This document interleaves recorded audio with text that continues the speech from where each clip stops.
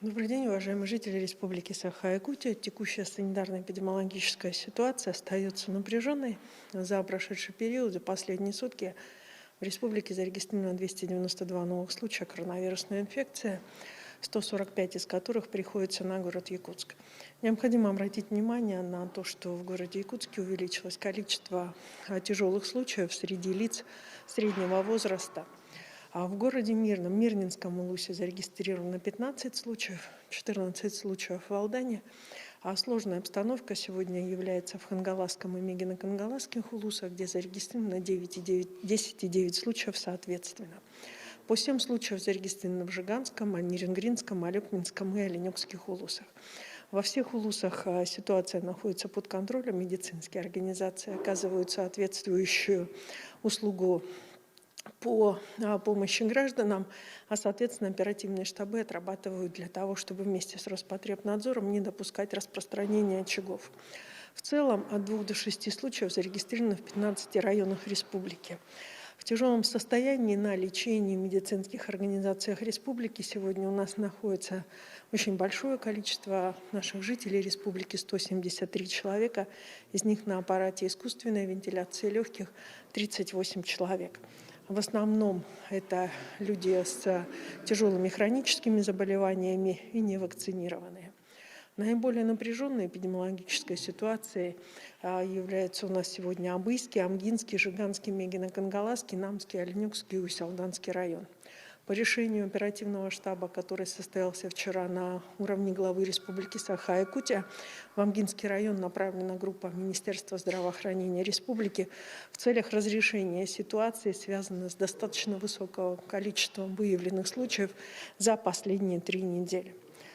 В республике идет полным ходом вакцинация, и за эту неделю мы смогли увеличить темпы вакцинирования.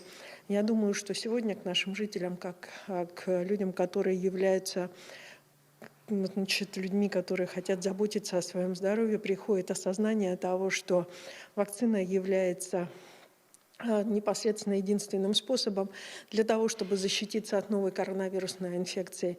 И, соответственно, понимание того, что именно способы, которые сегодня выбраны в виде так называемых выходных дней, а также последующие QR-коды, они, по сути дела, приближают нас, естественно, как к коллективному иммунитету, так и к возможности противостоять вирусу и встретить Новый год в кругу своей семьи.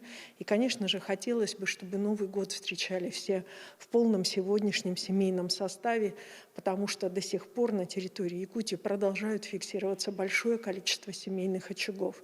И для того, чтобы сегодня обезопасить себя и свои семьи, их сохранить, очень важно, чтобы семьи были провакцинированы. Это дает возможность и медикам значительно легче бороться с этим вирусом, если кто-то из членов семьи заболел. Ну а самое главное, это даст нам возможность всем вместе встретить любимый праздник Новый год как семейный праздник. В республике идет также и кампания непосредственно по вакцинации против гриппа. На настоящий момент в основном у нас дети, мы вакцинируем детей против гриппа, а также всех и, соответственно, взрослых. Привито около 221 тысячи человек, что составляет всего 22% населения. Если прошлый эпидсезон мы прошли без гриппа, то в этот эпидсезон идет осложнение гриппа. Грипп уже фиксируется, поэтому мы сегодня призываем на вакцинальные участки в соответствии с методическими рекомендациями Минздрава Российской Федерации. Вакцину и против гриппа, и коронавируса можно ставить в один день одновременно, естественно, в медицинской организации. Все медицинские организации республики сегодня работают непосредственно как прививочные бригады в усиленном режиме, развернуты дополнительные пункты, где осуществляются прививки. Мне нужно обратить внимание, что по просьбам граждан республики, особенно по просьбам горожан, прививочные пункты организованы и в больших, работающих на настоящий момент торговых центрах.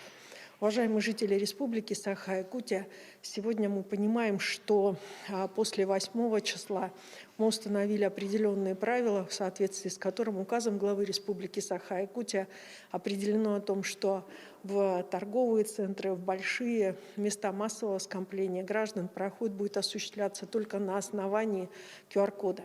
Что сегодня из себя представляет QR-код? Это то, что выдает наша непосредственно медицинская организация через систему госуслуги для того, чтобы, значит, можно было беспрепятственно проходить в случае, если вы провакцинирован или переболели в течение 6 месяцев. Поэтому просим с пониманием отнестись к необходимости соблюдения этого правила. Это даст здоровья нам всем.